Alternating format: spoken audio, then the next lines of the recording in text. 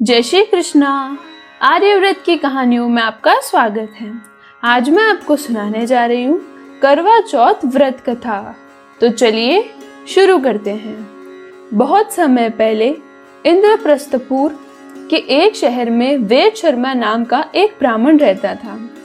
वेद शर्मा का विवाह लीलावती के साथ हुआ, जिससे उसके 7 महान पुत्र और वीरावती नाम की एक गुणवान पुत्री थी। क्योंकि 7 भाइयों की वह केवल एक अकेली बहन थी, जिसके कारण वह अपने माता पिता के साथ साथ भाइयों की भी लाडली थी। जब वह विवाह के लायक हो गई, तब उसकी शादी एक उचित ब्राह्मण युवक से हुई।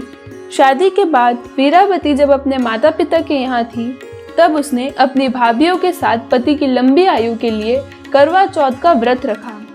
करवा चौथ के व्रत के दौरान वीरावती को भूख सहन नहीं हुई और कमजोरी के कारण वह मूर्छित होकर जमीन पर गिर गई। सभी भाइयों से उनकी प्यारी बहन की दयनीय स्थिति सहन नहीं हो पा रही थी। वे जानते थे वीरावती, जो कि एक पतिव्रता नारी है, चंद्रमा के दर्शन किए बिना भोजन ग्रहण नहीं करेगी, चाहे उसके प्राण ही क्यों ना निकल जाए। सभी भाइयों ने मिलकर एक योजना बनाई, जिससे उनकी बहन भोजन ग्रहण कर ली। उनमें से एक भाई कुछ दूर वट के वृक्ष पर हाथ में छलनी और दीपक लेकर चढ़ गया। जब वीरावती मूर्छित अवस्था से जागी, तो उसके बाकी सभी भाइयों ने उससे कहा कि चंद्रोदय हो गया है और उसे छत पर चंद्रमा के दर्शन कराने ले गए। वीरावती ने कुछ दूर वट के वृक्ष पर छालनी के पीछे दीपक को देखा, विश्वास कर लिया कि चंद्रमा वृक्ष के पीछे निकल आया है। अपनी भूख से व्याकुल वीरावती ने शीघ्र ही दीपक को चंद्रमा समझकर अर्घ अर्पण कर अपना व्रत तोड़ दिया। वीरावती ने जब भोजन करना प्रारंभ किया, तो उसके अशुभ संकेत मिलने लगे। पहले कोर में उसे बाल मिला, दूसरे में छींक आई और तीसरे कोर में उसे अपने ससुराल वालों से निमंत्रण मिला। पहली बार अपने ससुराल पहुंचने के बाद उसने अपने पति के मृत शरीर को पाया। अपने पति के मृत शरीर को देखकर वीरावती रोने लगी और करवा चौथ के व्रत के दौरान अपने किसी भूल के लिए खुद को दोषी ठहराने लगी।